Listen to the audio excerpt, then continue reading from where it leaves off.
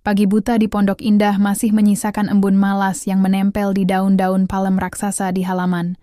Udara Jakarta yang biasanya pekat dengan asap knalpot kini justru terasa dingin seperti tatapan mata Maya saat ia meletakkan secangkir kopi hitam di meja makan tanpa suara. Aku, Andra Wijaya, duduk di kursi jati impor berlapis kulit Italia, memandang punggungnya yang tegak mengenakan kebaya sutra abu-abu, sederhana, tapi berwibawa seperti ratu yang tak perlu mahkota. Aku tak menyentuh kopinya. Sejak 3 bulan lalu, sejak Bella menggenggam tanganku di lounge eksklusif Senopati dan berbisik, "Kau terlalu berharga untuk hidup dengan perempuan yang masih pakai kerudung kearisan RT," sesuatu di dalam dada ini mulai membusuk. Bukan cinta yang mati, tapi harga diri palsu yang tumbuh subur di tanah subur kekayaan. Aku mulai melihat Maya bukan sebagai penyelamatku dari tumpukan sampah Bantar Gebang dulu, tapi sebagai rantai yang mengikatku pada masa lalu yang malu ku ingat. Ia masih memasak nasi liwet setiap Jumat, masih menutup toko online-nya jam 7 malam demi sholat maghrib berjamaah, masih menolak naik kapal pesiar ke Maladewa karena lebih suka jalan-jalan ke taman mini bareng anak yatim. Dunia Maya begitu kecil, dan aku ingin dunia yang jauh lebih besar.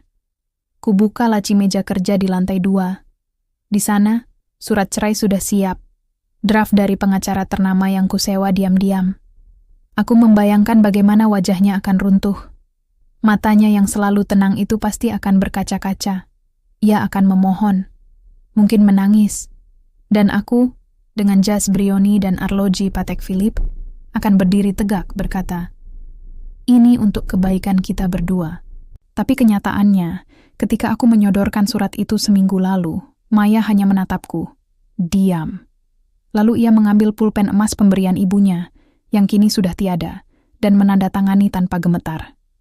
"Semoga Bella bisa bahagia menggantikanku," katanya, suaranya tenang seperti air sungai di musim kemarau. Aku tidak siap untuk itu. Kini, di pagi yang sama, aku menatap cermin di kamar mandi utama. Marmer Carrara, wastafel emas muda, cermin anti kabut, dan bertanya pada bayanganku. Siapa aku tanpa gelar Direktur Utama Arwana Group? Tak ada jawaban. Hanya suara langkah kaki Maya di lantai bawah. Ia sedang menyapu daun jatuh di teras, seperti biasa. Tak peduli bahwa rumah ini seluas 3 lapangan bulu tangkis, ia tetap menolak pembantu pribadi. "Tangan sendiri lebih jujur daripada mulut orang bayaran," katanya dulu. Aku menggenggam ponsel. Layar menyala. Notifikasi dari Bella. "Udah siap belum? Aku udah booking suite di The Dharma Wangsa buat kita malam ini. Jangan bawa-bawa nama istrimu lagi ya sayang. Kita mulai hidup baru." Aku tersenyum getir. Hidup baru. Tapi entah mengapa, saat melihat Maya melipat sapu lidi dan meletakkannya di sudut teras, gerakannya penuh ketenangan, seperti orang yang tak pernah kehilangan apapun, ada rasa sesak yang tumbuh di dada. Bukan rindu, bukan cinta, tapi ketakutan. Ketakutan bahwa dunia baruku hanyalah ilusi, dan dunia lamaku, yang dulu kubuang seperti kaleng bekas, mungkin satu-satunya yang pernah nyata. Di luar, langit Jakarta mulai menguning. Kota ini tak pernah tidur. Tapi di rumah mewah ini, untuk pertama kalinya dalam 5 tahun, terasa sunyi. Benar-benar sunyi. Seolah rumah ini tahu, aku tak pernah benar-benar tinggal di sini. Aku hanya menyewa ruang, bukan jiwa.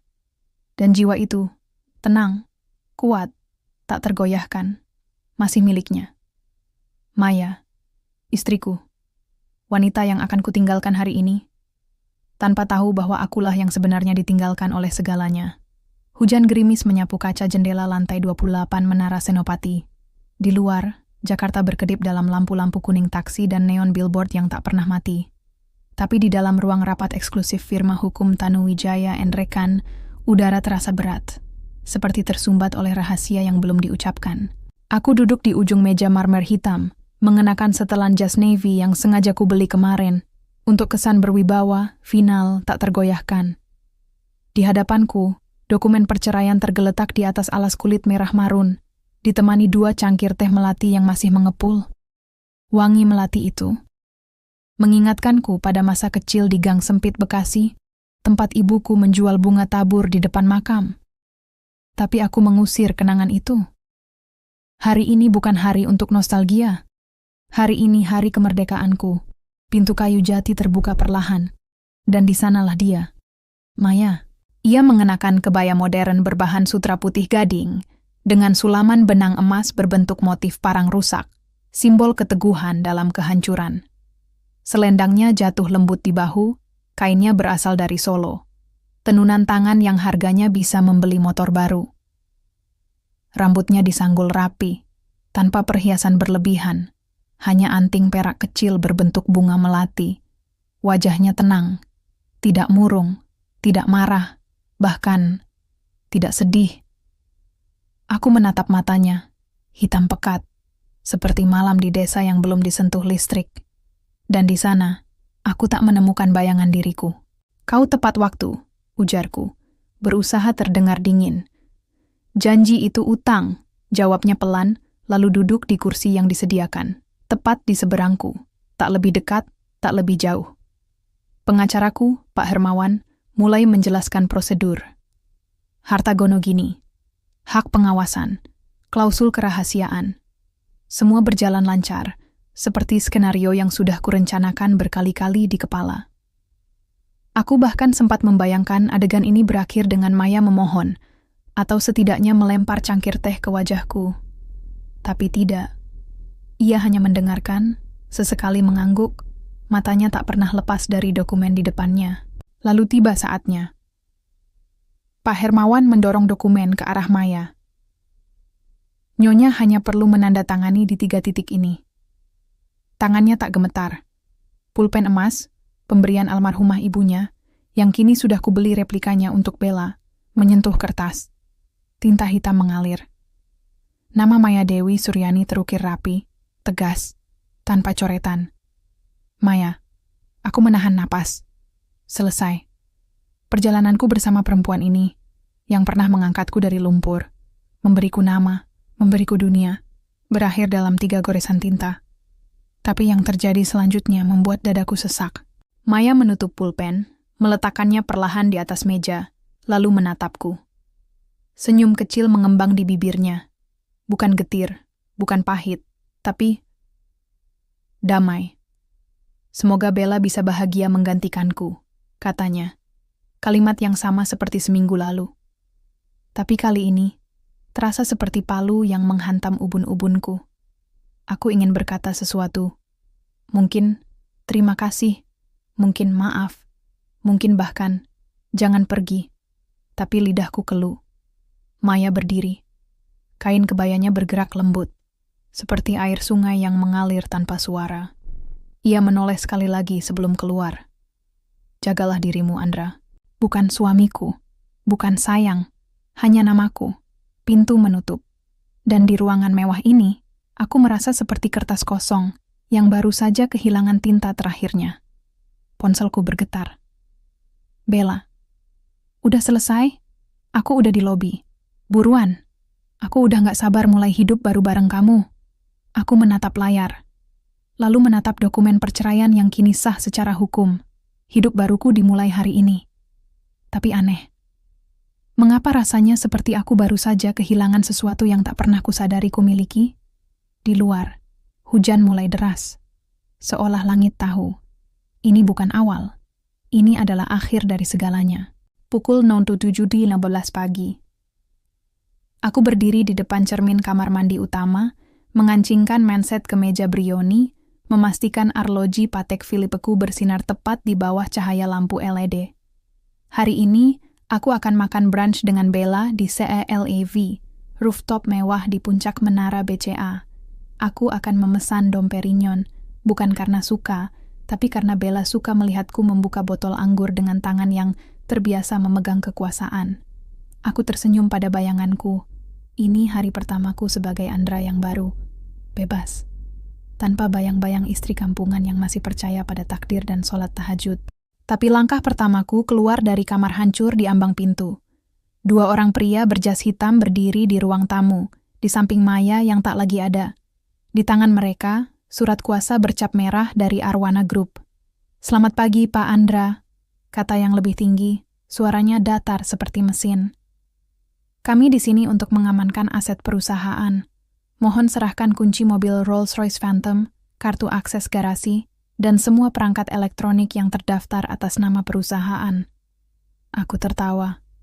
Nervous. Tapi berusaha terdengar percaya diri.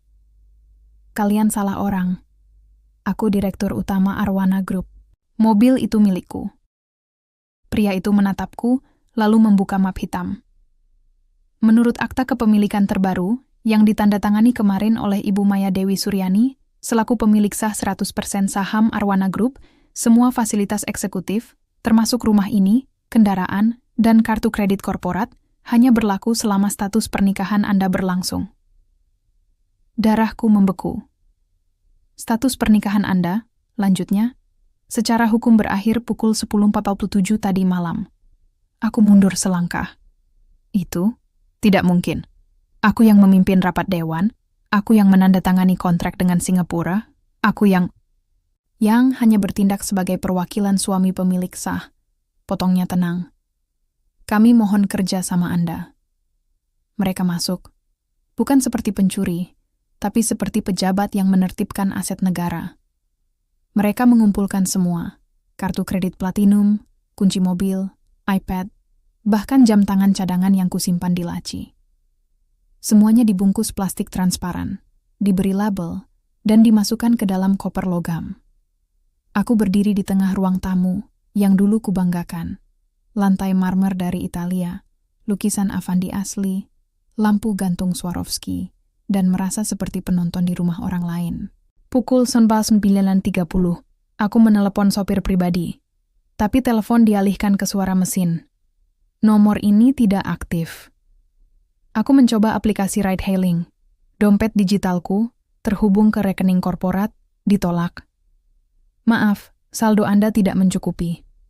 Aku berjalan kaki ke minimarket terdekat, mengeluarkan kartu kredit pribadi, yang ternyata juga diblokir. Kasir menatapku dengan tatapan aneh saat aku mencoba membeli sebotol air mineral, dengan uang tunai receh dari dompet kulit buaya, yang kini terasa seperti lelucon. Pukul 12 penuh, aku tiba di CELAV. Bella sudah duduk di meja pinggir, mengenakan gaun merah muda dari desainer Prancis, rambutnya di soft wave sempurna. Ia melambaikan tangan, tapi ekspresinya berubah saat melihatku datang tanpa mobil, tanpa jam tangan, tanpa aura. "Kok jalan kaki?" tanyanya, suaranya tajam. Mobil lagi di servis," dustaku. Pelayan datang. Bella memesan lobster caviar dan segelas rosé dingin. Aku memesan air putih. "Kok enggak pesan makanan?" "Baru sarapan," jawabku, menatap pemandangan Jakarta dari ketinggian, kota yang dulu kukira milikku. Lalu, entah dorongan apa, aku berkata, "Bella, aku baru saja kehilangan semuanya." Aku berharap ia memegang tanganku, menenangkanku, mengatakan, "Tak apa, aku di sini untukmu." Tapi ia malah tertawa, pendek, dingin, penuh ejekan. "Jadi selama ini, kau cuma main pinjam? Aku kira kau benar-benar kaya, Andra. Ternyata cuma pemakai nama istri." Ia mengeluarkan ponsel, mengarahkannya padaku. "Ini akan jadi konten bagus buat TikTokku. Mantan CEO yang ternyata cuma suami simpanan." Aku terdiam. Di sekitar kami, orang-orang mulai menatap. "Kau tega?" Suaraku bergetar. Ia berdiri, memasukkan dompet ke tas brandednya. Aku cari pria yang punya uangnya sendiri, bukan yang hidup dari amplop istri. Lalu ia pergi, tanpa membayar, meninggalkanku dengan tagihan 2 juta rupiah, dan rasa malu yang membakar tenggorokan. Aku berjalan pulang. Tapi saat tiba di gerbang kompleks Pondok Indah, Satpam menghentikanku. "Maaf, Pak. Rumah itu sudah dikunci oleh pihak pengelola. Tidak ada penghuni lagi." Aku menatap rumahku. Rumah yang dulu kubeli dengan uangku, dan untuk pertama kalinya menyadari, aku tak pernah benar-benar punya apa-apa. Hanya bayangan. Dan bayangan itu baru saja menguap di siang bolong Jakarta. Malam itu, aku tidur di bangku taman kota, dengan jaket tipis dan dompet kosong. Dunia yang kubangun selama 5 tahun, runtuh, dalam 24 jam. Dan yang paling menyakitkan, tak ada yang peduli. Kecuali mungkin seorang pengemis tua yang melemparkan uang receh ke arahku, mengira aku seperti dirinya. Dan ironisnya, hari ini, aku memang seperti dirinya. Bus antar kota berhenti di depan warung soto Lamongan Maktumi. Debu jalan menempel di wajahku seperti lapisan malu yang tak bisa kugosok. Aku turun dengan koper plastik murah, isi 1 celana jeans, 2 kaos lusuh, dan foto lama ibuku yang kuambil dari dompet sebelum semuanya disita. Desa Sukorejo terasa asing, meski dulu ku besar di sini. Jalan tanah yang dulu becek kini diaspal. Warung kopi langganan ibuku berubah, jadi warung pulsa dengan neon biru menyala. Anak-anak bermain Mobile Legends di bawah pohon beringin, bukan layang-layang seperti dulu. Waktu bergerak, dan desa ini meninggalkanku, atau mungkin aku yang meninggalkan mereka terlalu lama. Tapi ada satu hal yang kuharap tak berubah. Rumah kayu jati di ujung Gang Melati, peninggalan terakhir ibuku, Siti Rahayu. Aku berjalan cepat, jantung berdebar. Di sana, ku bisa bersembunyi. Menjual rumah itu, minimal dapat 500 juta. Cukup untuk sewa kontrakan, makan, dan mulai lagi. Tapi ketika aku tiba di persimpangan terakhir, langkahku terhenti. Bukan rumah kayu yang kudapati, melainkan bangunan tembok putih bersih, dengan atap limasan bergaya Jawa, halaman luas dipenuhi bunga kertas, dan anak-anak kecil berlarian sambil tertawa. Di depan gerbang kayu berukir, terpampang papan nama kayu jati berukir indah. Panti Asuhan, Matahari Pagi. Wakaf atas nama almarhumah Ibu Siti Rahayu, disumbangkan oleh Maya Dewi Suryani. Aku terhuyung. Tidak mungkin. Aku berlari ke gerbang. Seorang perempuan paruh baya, mengenakan kebaya lengan panjang dan kain batik, keluar dari dalam, membawa nampan berisi teh untuk anak-anak. Ia menatapku, lalu matanya melebar. Andra, aku mengenalnya. Bu Lestari. Dulu tetangga sebelah rumah. Ia yang membantu menguburkan ibuku saat aku masih di Jakarta. Sibuk membangun karier. Bu, rumah ini? Suaraku serak. Bu Lestari menatapku dengan campuran kasihan dan tegas. Rumahmu seharusnya sudah disita rentenir 2 tahun lalu, nak. Hutang judimu belum lunas. Aku menunduk. Ya, aku lupa. Di masa gelap sebelum menikahi Maya, aku pernah judi online. Kalah. Pinjam ke rentenir. Dan ibuku yang sakit jantung, diancam hingga meninggal dalam kecemasan. Tapi Bu Maya, dia datang diam-diam, lanjut Bu Lestari, suaranya melembut. Bayar lunas semua hutang, lalu dia minta rumah ini diwakafkan, atas nama ibumu. Katanya, biarkan Ibu Siti Rahayu tetap jadi pelindung, meski sudah tiada. Air mataku jatuh, bukan karena sedih, tapi karena malu yang terlalu dalam. Maya tahu, tentang hutang, tentang kegagalan, tentang aib keluargaku. Tapi bukannya menghina, ia menyelamatkan nama ibuku. Anak-anak di sini yatim piatu, kata Bu Lestari, menunjuk ke halaman. Tapi mereka bahagia, karena di sini mereka punya rumah. Aku menatap ke dalam. Seorang anak laki-laki kecil sedang menggambar di buku. Gambar keluarga, ayah, ibu, dan dirinya, tersenyum di bawah pohon. Aku tak punya hak untuk masuk. Rumah ini bukan milikku lagi.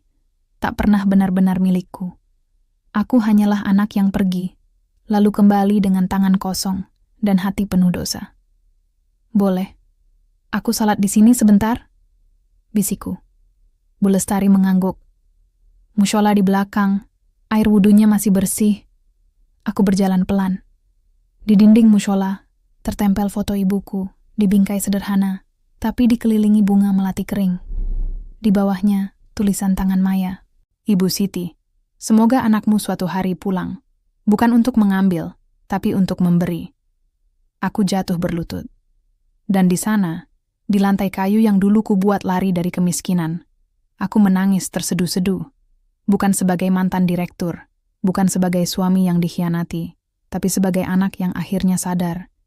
Ia telah mengkhianati segalanya yang pernah mencintainya dengan tulus. Malam itu, aku tidur di emper masjid desa. Tak ada kasur, tak ada AC. Tapi untuk pertama kalinya dalam 5 tahun tidurku tenang. Karena aku tahu, rumah ibuku masih berdiri. Hanya saja, bukan untukku, melainkan untuk mereka yang benar-benar membutuhkannya. Dan mungkin, suatu hari, aku bisa menjadi bagian dari kebaikan itu. Bukan sebagai pemilik, tapi sebagai pelayan. Pagi di desa Sukorejo selalu dimulai dengan suara ayam berkokok dan gemericik air di sumur tua. Aku bangun di emper masjid, punggungku kaku, tubuhku berdebu, tapi pikiranku jernih. Lebih jernih daripada saat aku duduk di kursi direktur dengan kopi single origin dan pemandangan Jakarta dari ketinggian. Aku tak punya apa-apa. Tak uang. Tak pekerjaan. Tak nama. Hanya satu hal yang tersisa. Harga diri. Atau setidaknya, keinginan untuk membangunnya kembali. Aku menuju warung kopi Pak Dalim, satu-satunya tempat di desa yang masih menyajikan kopi tubruk dalam gelas kaca tebal, bukan kemasan instan. Tempat duduknya bangku kayu panjang, meja berlubang bekas rokok, dan dindingnya penuh stiker parpol lama. Tapi di sini, orang bicara jujur. Tak ada topeng. Kopi hitam, Pak. Tanpa gula. Kataku, duduk di ujung. Pak Dalim menatapku sejenak, lalu tersenyum getir. Balik lagi, Nak Andra. Dulu naik sepeda ontel, sekarang kayak orang kehilangan arah. Aku tak menjawab, cukup menatap cangkir yang mulai mengepul. Di warung itu, aku mendengar desas-desus. Tentang Bella yang viral di media sosial, video dia menertawakan mantan suami artis palsu, Dici Elavi. Tentang Arwana Group yang mengumumkan restrukturisasi besar-besaran dengan Maya sebagai satu-satunya pemegang saham. Tentang dugaan penggelapan dana yang sedang diselidiki OJK. Nama Andra Wijaya disebut bukan sebagai korban, tapi sebagai penipu. Seorang pemuda desa yang dulu sering kuberi uang saat pulang kampung, mendekat. Kata orang di kota, lu korupsi duit perusahaan buat jalan sama cewek lain. Betul, Mas. Aku menatap matanya, tak marah, tak membela diri. Aku memang salah, jawabku pelan. Tapi aku akan perbaiki. Pemuda itu tertawa. Perbaiki gimana? Lu bahkan nggak punya uang buat bayar kopi. Benar. Aku hanya punya 12.500, hasil mengumpulkan uang receh dari ibu-ibu masjid yang kasihan. Cukup untuk kopi dan 2 gorengan. Tapi disitulah, aku memutuskan. Aku tak akan meminta, aku akan bekerja. Setelah sarapan aku pergi ke balai desa. Mendaftar sebagai pekerja harian, membersihkan selokan, menyapu jalan, atau apapun yang dibayar 75.000 per hari. Tapi juru tulis desa hanya menggeleng. Kami butuh orang yang kuat dan jujur, Mas Andra. Bukan orang yang kabur pas dapat uang, lalu pulang pas jatuh miskin. Kata-katanya menusuk, tapi adil. Di sore yang redup, aku duduk di bawah pohon jambu dekat sungai kecil, mengingat masa lalu. Dulu, aku mencuri kaleng bekas dari TPA Bantar Gebang. Preman menghajarku. Maya, yang waktu itu masih mahasiswa, melihatnya, lalu membawaku ke klinik. Ia tak tanya siapa aku. Ia hanya bilang, orang miskin boleh tak punya uang, tapi jangan sampai kehilangan harga diri. Aku tertawa waktu itu. Kini, kalimat itu terasa seperti cambuk. Malam itu, aku menulis surat, dengan kertas bekas dan pulpen pinjaman dari warung. Maya, aku tahu kau tak akan membacanya, tapi aku harus menulis. Aku minta maaf. Bukan karena aku kehilangan segalanya, tapi karena dulu, aku menganggap segalanya itu milikku. Padahal, kau yang membangunnya. Dan aku, hanya bayangan yang lupa diri. Aku tak kirim surat itu. Kusimpan di saku, dekat foto ibuku. Tapi malam itu juga, ponsel second hand yang kubeli 250.000 dari tukang loak dengan uang hasil memungut botol di sungai, berdering, nomor tak dikenal. Aku angkat. Selamat malam, Pak Andra, suara perempuan formal. Ini dari kantor hukum Tanuwijaya. Kami mewakili Ibu Maya Dewi Suryani. Ada surat panggilan resmi dari OJK terkait dugaan penggelapan dana Arwana Group senilai 12 miliar. Jantungku berhenti. Jika Bapak tidak hadir dalam 14 hari, kasus ini akan dilaporkan ke KPK dan Kejaksaan. Aku terdiam. Tapi, Ibu Maya menitipkan satu catatan. Dia berhenti sejenak. Jika kau menyerahkan diri dan mengakui kesalahan, aku akan bantu bayarkan denda atas nama pribadi, tapi bukan sebagai istrimu. Aku menutup telepon. Langit malam penuh bintang. Di kota, aku tak pernah melihat bintang, tertutup polusi dan cahaya neon. Tapi di sini, mereka bersinar terang. Seperti mata Maya dulu, ketika ia masih percaya padaku. Dan untuk pertama kalinya sejak perceraian, aku tahu, aku tak bisa lari lagi. Karena pengkhianatan terbesarku bukan pada perusahaan, bukan pada hukum, tapi pada perempuan yang pernah memberiku segalanya. Lalu ku balas dengan dusta, kesombongan, dan selingkuh. Besok pagi, aku akan ke kantor pos, mengirim surat balasan. Bukan permohonan, tapi pengakuan. Dan mungkin awal dari penebusan. Surat itu tiba di pagi yang basah. Hujan rintik-rintik membasahi atap seng warung kopi Pak Dalim. Tempatku kini tidur. Setelah Pak Dalim kasihan melihatku kehujanan semalaman. Ia tak memberiku kamar, hanya gudang kecil di belakang, berisi karung kopi dan bekas kardus. Tapi bagiku, itu istana. Seorang kurir desa, sepeda ontelnya berkarat, topi payungnya compang-camping, menyerahkan amplop coklat tebal. Dari kota, Mas. Khusus buat lu. Aku mengenali kop surat itu sebelum membukanya. Kantor Hukum Tanuwijaya & Rekan. Di dalamnya, bukan hanya surat panggilan, tapi dokumen lengkap, print-out rekening, bukti transfer ke Bella, tiket pesawat Jakarta-Bali-Singapura, nota belanja di butik mewah di Paris, bahkan rekaman CCTV dari brankas perusahaan. Semuanya terangkum rapi, diberi nomor halaman, ditandatangani oleh auditor independen. Aku dituduh menggelapkan 12,317 selama 2 tahun terakhir. Tapi yang membuatku terduduk bukan angkanya, melainkan catatan tangan di sudut halaman terakhir, tulisan Maya. Aku tahu sejak Februari 2023, saat kau transfer 800 juta ke rekening Bella untuk beli tas Hermes. Aku diam. Aku ganti uang itu dari tabungan pribadiku. Aku tutupi agar Dewan Komisaris tak tahu. Aku tak mau kau dipenjara. Aku tak mau nama ibumu tercoreng lagi. Air mataku jatuh mengenai kertas. Tinta sedikit luntur. Selama ini aku mengira kekayaanku tak terbatas. Aku menghamburkan uang seperti daun kering tertiup angin, karena kukira itu milikku. Tapi ternyata, setiap rupiah yang kugunakan untuk memuaskan nafsu, Maya diam-diam menggantinya dari kantongnya sendiri. Ia melindungiku, bahkan ketika aku mengkhianatinya. Aku membaca lebih lanjut. Di bagian lampiran, ada salinan email internal dari Dewan Komisaris Arwana Group, tertanggal 3 minggu sebelum perceraian. Jika Ibu Maya tetap bersikeras melindungi suaminya, kami terpaksa mempertimbangkan pengunduran dirinya sebagai pemilik sah, integritas perusahaan di atas segalanya. Maya memilih antara perusahaannya, warisan ayahnya yang ia bangun dari nol, dan suaminya yang tak setia, dan ia memilih melindungiku. Sampai detik aku mengajukan cerai. Sampai detik ia sadar. Aku tak layak dilindungi lagi.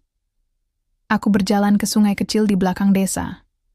Duduk di batu yang sama tempatku menulis surat pengakuan. Di sana, aku membakar salinan dokumen. Bukan untuk menghilangkan bukti, tapi sebagai simbol. Aku tak akan lari. Aku kembali ke warung, meminjam ponsel Pak Dalim, dan menelepon nomor yang tertera di surat. Saya Andra Wijaya, ujarku, suara bergetar tapi tegas. Saya menerima semua tuduhan. Saya akan menyerahkan diri. Tapi sebelum itu, saya ingin bertemu Ibu Maya. Bukan untuk meminta maaf, tapi untuk mengembalikan kehormatannya. Pihak pengacara terdiam sejenak. Maaf, Pak Andra. Ibu Maya saat ini sedang di Jakarta, mempersiapkan audit publik Arwana Group. Tapi, ia meninggalkan pesan jika Anda menghubungi. Aku menahan napas. Katakan padanya, kehormatan bukan sesuatu yang bisa dikembalikan, tapi sesuatu yang harus dibangun ulang, dengan tindakan, bukan kata-kata. Aku menutup telepon. Malam itu, aku tak tidur. Aku menulis surat baru, lebih panjang, lebih jujur. Aku akui semuanya. Perselingkuhan, pencurian, kesombongan, bahkan rasa iri terhadap Maya yang selalu tenang sementara aku gelisah. Aku kirim surat itu ke kantornya di Jakarta. Lalu, esok paginya, aku pergi ke kantor polisi terdekat. Bukan yang di kota besar, tapi polsek kecil berdinding kuning pudar di kecamatan tetangga. Aku menyerahkan diri. Saya ingin mengakui kesalahan, kataku pada petugas jaga yang masih mengunyah lontong. Ia menatapku heran. Kesalahan apa, Mas? Penggelapan dana, penipuan, pengkhianatan. Ia tertawa. Ini polsek, bukan KPK. Tapi aku bersikeras. Akhirnya, ia menghubungi Polres. Dan dalam 2 jam, mobil patroli datang. Saat mereka menggelandangku keluar, penduduk desa berkumpul. Tak bersimpati, tapi penasaran. Anak-anak menunjuk. Ibu-ibu berbisik. Tapi di antara mereka, kulihat Bu Lestari dari panti asuhan. Ia tak bicara, hanya menatapku, lalu mengangguk pelan, seperti mengatakan, akhirnya. Di dalam mobil, aku menatap langit. Awan menutupi matahari, tapi di dalam dadaku ada cahaya kecil yang mulai menyala. Bukan cahaya kekayaan atau kekuasaan, tapi cahaya kejujuran. Dan untuk pertama kalinya, aku merasa layak memilikinya. Hujan turun deras ketika mobil patroli tiba di halaman Polres Kabupaten. Langit kelabu, petir menyambar di kejauhan, dan angin membawa bau tanah basah yang menyengat. Bau kebenaran yang tak bisa disembunyikan lagi. Aku turun dari mobil tanpa dikawal ketat. Bukan karena dianggap tak berbahaya, tapi karena aku tak melawan. Jaket tipis yang kubeli dari pasar loak langsung basah kuyup. Celanaku menempel di kulit, rambutku menutupi dahi. Tapi aku berjalan tegak. Di dalam, prosedur berjalan cepat. Sidik jari, foto, penggeledahan. Aku tak punya apa-apa, hanya surat pengakuan yang kubawa. Ditulis tangan di atas kertas warung, dan foto ibuku yang kusembunyikan di sol sepatu. Interogasi dimulai pukul 3 sore. Kau sadar? Ya, Andra Wijaya? Tanya Kompol Suryadi. Wajahnya tegas tapi tak kejam. Kau bisa dipenjara 15 tahun. Nama keluargamu akan tercoreng selamanya. Aku menatap lurus ke matanya. Saya sadar, Pak. Kenapa menyerahkan diri? Bisa kabur ke luar negeri, kan? Banyak yang lakukan itu. Aku menunduk sejenak, lalu mengangkat kepala. Karena selama ini, saya kabur dari diri sendiri. Dari kesalahan. Dari istri saya. Bahkan dari arwah ibu saya. Tapi sekarang, saya ingin berhenti lari. Kompol Suryadi diam. Ia menatap surat pengakuanku. Tulisan berantakan, penuh coretan, tapi jujur. Kau tahu di kota berita tentangmu sudah jadi tontonan. Katanya pelan. Ada yang bilang kau korban istri dingin. Ada yang bilang kau penipu ulung. Tapi aku percaya orang bisa berubah. Asal dia mau mengakui dosanya. Ia menutup berkas. Besok pagi, kami akan rilis pernyataan resmi. Kau akan dihadirkan ke pers. Mau? Aku mengangguk. Bagus. Tapi ingat, jangan cari simpati. Jangan salahkan orang lain. Katakan yang sebenarnya. Itu satu-satunya cara kau bisa mulai lagi. Malam itu, aku dikurung di sel tahanan sementara. Bukan sel mewah seperti di film, tapi ruangan sempit berdinding beton, dengan bangku kayu dan jendela kecil berjeruji. Tapi aku tidur nyenyak. Pagi datang. Langit masih mendung. Aku dibawa ke halaman depan Polres. Di luar, sudah berkumpul awak media, kamera, mikrofon, wajah-wajah penasaran. Mereka mengira akan melihat mantan direktur yang sombong, kini merengek minta ampun. Tapi yang mereka lihat adalah seorang pria biasa, kurus, basah oleh embun, tapi matanya tajam dan jernih. Aku berdiri di tengah halaman. Tak ada podium, tak ada pengacara. Hanya aku dan kebenaran. Nama saya Andra Wijaya. Suaraku menggema, meski tak pakai mic. Dulu saya direktur utama Arwana Group. Tapi sekarang, saya hanya seorang yang bersalah. Aku menceritakan semuanya, tanpa sensor. Bagaimana aku mengkhianati istri yang menyelamatkanku dari kemiskinan. Bagaimana aku mencuri uang perusahaan untuk menyenangkan kekasih gelap. Bagaimana aku menyangka kekayaan itu milikku, padahal aku hanya tamu di rumahnya. Saya bukan korban, saya pelaku, kataku, suara bergetar. Dan saya menerima semua konsekuensinya. Seseorang dari kerumunan berteriak, "Di mana istrimu sekarang? Apa dia tega biarkan kau begini?" Aku menatap arah suara itu. Dia tidak tega, dia adil. Dia memberiku kesempatan untuk jadi manusia lagi, bukan sebagai direktur, tapi sebagai Andra yang jujur. Hujan mulai turun lagi, ringan, seperti isak tangis langit. Dan di tengah hujan itu, aku berlutut. Bukan untuk memohon, tapi untuk menghormati kebenaran. Saya memohon maaf pada rakyat Indonesia yang mungkin kecewa, pada karyawan Arwana yang saya rugikan, pada ibu saya yang malu di surga, dan pada Maya, yang masih percaya saya bisa jadi baik, bahkan ketika saya sendiri tak percaya. Kamera berkedip, rekaman tersebar, tapi yang tak terekam adalah sosok di balik kerumunan. Seorang perempuan tua berkebaya, diam di bawah payung hitam. Bu Sumini, mantan pembantu rumah tangga kami. Ia menatapku, lalu berbisik pelan, cukup keras untuk kudengar. Nyonya bilang, "Kau tak perlu jadi direktur lagi. Cukup jadi manusia." Air mataku bercampur hujan, dan di bawah langit kelabu itu, untuk pertama kalinya dalam hidupku, aku merasa utuh. Bukan karena diampuni, tapi karena akhirnya berani mengakui, aku salah. 3 bulan berlalu sejak pengakuan itu. Aku tak dipenjara. Maya, melalui pengacaranya, menyelesaikan ganti rugi ke OJK dan Dewan Komisaris. Tapi syaratnya tegas. Aku tak boleh lagi menyebut namanya, tak boleh menggunakan nama Arwana Group, dan tak boleh kembali ke dunia korporat selama 5 tahun. Aku menerimanya tanpa protes. Kini, aku tinggal di kontrakan sempit di bilangan Kramat Jati. Kamar berukuran 2-3 meter, kamar mandi di luar, tanpa AC, hanya kipas angin tua yang berdecit setiap 5 detik. Tapi di sini, aku belajar bernapas lagi. Pagi-pagi buta, sebelum matahari menyentuh atap seng pasar induk, aku sudah berdiri di depan gerbang 3 pasar induk Kramat Jati. Tubuhku kurus, tapi otot mulai tumbuh. Hasil mengangkat karung beras 50 kilo, kardus sayur, dan peti ikan beku sepanjang hari. Aku jadi kuli panggul.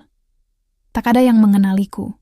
Tak ada yang tahu bahwa dulu aku duduk di ruang rapat ber-AC sambil memutuskan nasib ratusan karyawan. Kini, aku adalah Mas Andra, pria pendiam yang selalu datang tepat waktu, tak pernah menawar upah, dan kadang membantu pedagang tua mengangkat dagangan tanpa diminta. Upah harianku 120.000. Cukup untuk nasi, lauk, dan uang tabungan kecil di celengan kaleng bekas susu. Malam hari, setelah mandi di bak beton, aku belajar. Di bawah lampu temaram, kubuka buku akuntansi dasar pinjaman dari perpustakaan keliling. Aku ingin paham uang, bukan untuk menipu, tapi untuk menghargainya. Suatu sore, saat istirahat di warung kopi tenda dekat gudang sayur, televisi rusak di sudut menayangkan berita. Maya Dewi Suryani, pemilik Arwana Group, hari ini menerima penghargaan wanita paling berpengaruh di Asia Tenggara dari majalah Forbes. Dalam pidatonya, ia menekankan pentingnya integritas, transparansi, dan pemberdayaan UMKM. Layar menampilkan Maya, mengenakan gaun putih desainer dalam balutan motif batik mega mendung, rambutnya disanggul, wajahnya tenang, matanya tajam tapi penuh belas kasih. Ia berdiri di panggung mewah, diapit para menteri dan CEO global. Pedagang di sebelahku bersiul. "Wah, cantik banget tuh bos perempuan. Kaya, pintar lagi. Kok nggak nikah lagi ya?" Aku diam, menyesap kopi pahit. Ya, Maya bisa menikah lagi. Bisa punya suami yang lebih setia, lebih tampan, lebih berpendidikan. Tapi ia memilih jalan sendiri. Dan justru disitulah kekuatannya bersinar. Aku tak iri. Aku malah bangga. Bangga karena pernah dipercaya oleh perempuan seperti itu. Dan malu karena mengkhianatinya. Malam itu, aku menulis di buku catatan kecil. Kekayaan bukan di rekening. Kehormatan bukan di gelar. Tapi di tangan yang mau bekerja. Dan hati yang tak takut mengakui salah. Keesokan harinya, seorang ibu penjual cabai memanggilku. Andra, tolong angkatin karung ini. Tapi jangan minta bayaran ya. Nanti aku kasih cabai sama terong buat makan malam. Aku tersenyum. Siap, Bu. Aku angkat karung itu. Berat, tapi ringan di hati. Di tengah keramaian pasar, di antara bau ikan asin, asap rokok, dan teriakan pedagang, aku menemukan sesuatu yang tak pernah kurasakan di ruang direktur. Kedamaian. Bukan karena aku suci, tapi karena akhirnya aku jujur pada dunia dan pada diriku sendiri. Dan di sanalah, di antara tumpukan sayur dan keringat, aku mulai membangun kembali diriku. Bukan sebagai Andra Wijaya, mantan direktur, tapi sebagai Andra, manusia biasa yang belajar jadi baik. Harapan itu muncul seperti cahaya di ujung terowongan gelap. Tipis, rapuh, tapi cukup membuatku percaya, mungkin aku masih punya peluang. Selama 2 tahun terakhir diam-diam, aku menyisihkan uang dari hasil curian. Bukan semua, tapi cukup untuk kubuat simpanan darurat di platform investasi online bernama Golden Horizon Capital. Platform itu menjanjikan return 20% per bulan, dengan logo mewah dan testimonial selebriti. Aku percaya. Bukan karena bodoh, tapi karena ingin percaya bahwa di suatu tempat, nasibku masih bisa berubah. Kini, setelah semua harta lenyap, platform itu jadi satu-satunya harapan. Aku menabung dengan susah payah, dari upah kuli panggul, dari jualan botol bekas, bahkan dari uang receh yang dikasih ibu-ibu pedagang kasihan.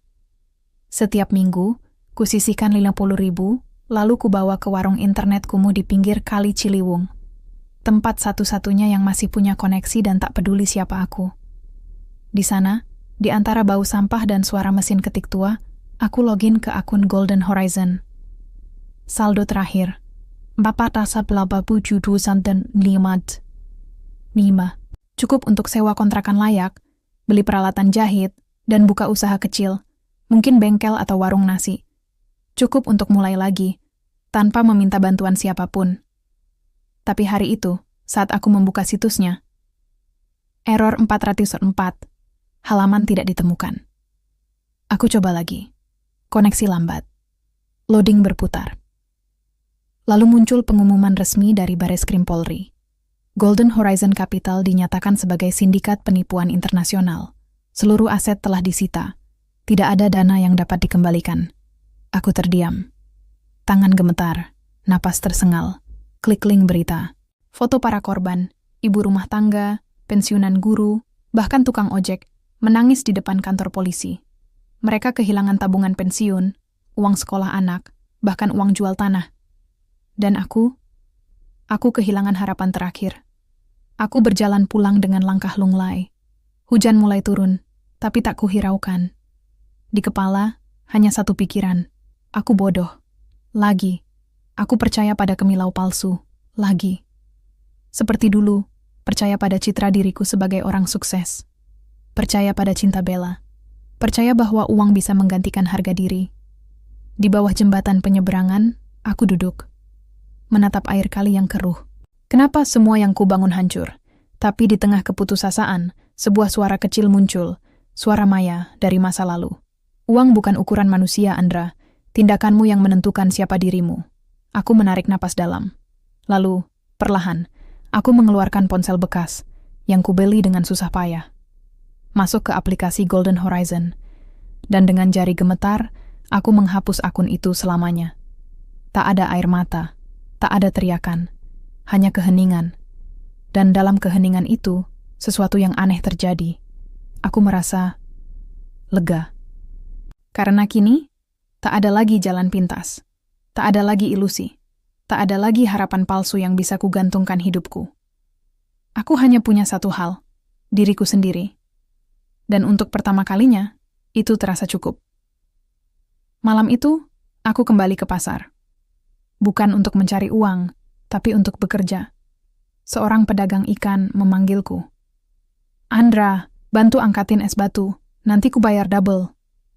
Aku mengangguk, berjalan ke truk es. Tubuhku lelah, dompetku kosong. Masa depanku tak pasti, tapi aku tersenyum. Karena aku tahu, kebangkitan bukan dimulai saat uang kembali, tapi saat kita berhenti mengandalkannya. Dan di sanalah, di antara bau amis ikan dan suara mesin pendingin, aku menemukan kebebasan sejati. Bukan dari kekayaan, tapi dari ketergantungan padanya. Matahari sore menyisir permukaan Sungai Ciliwung dengan cahaya keemasan. Cahaya yang dulu tak pernah kuperhatikan saat aku sibuk mengejar rapat, deal, dan pesta malam.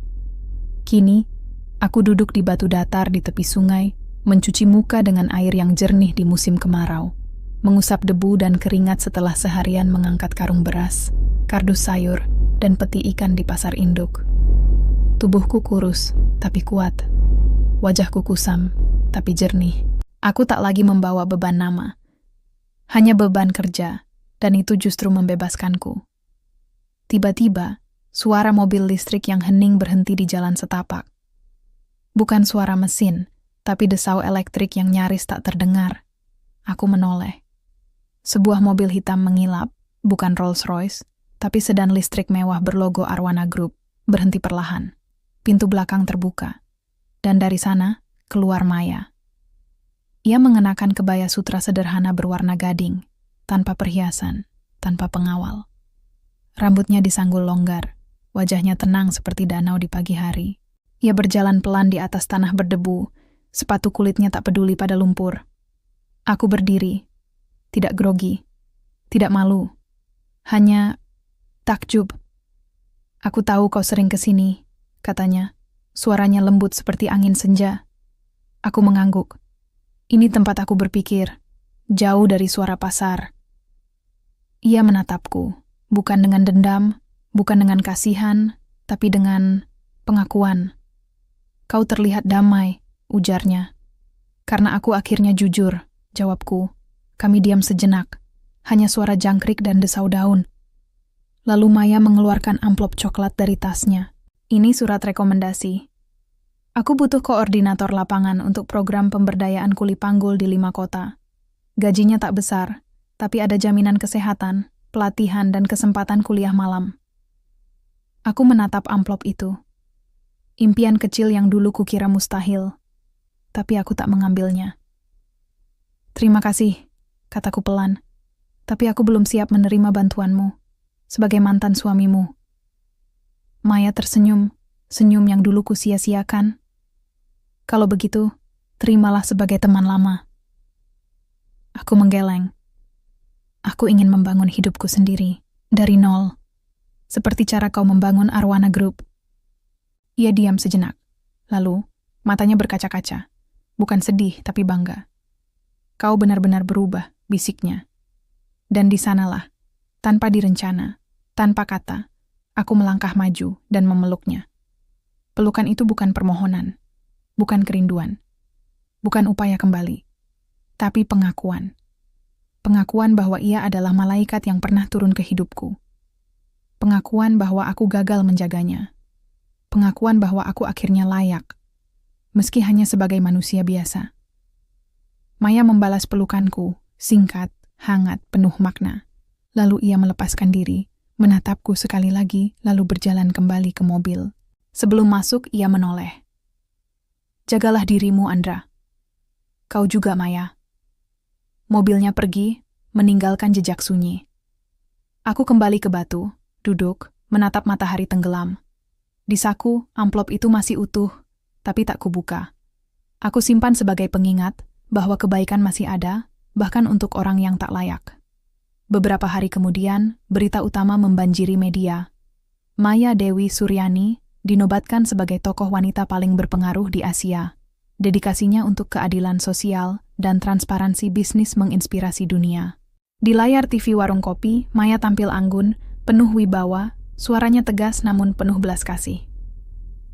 Di saat yang sama, di pasar induk Keramat Jati, aku mengangkat karung beras untuk pedagang tua, tanpa diminta, tanpa pamrih. Seorang pemuda baru bertanya, "Mas, kenapa rela kerja begini? Dulu kan lu orang gede." Aku tersenyum. Dulu aku pikir jadi orang gede itu soal punya banyak.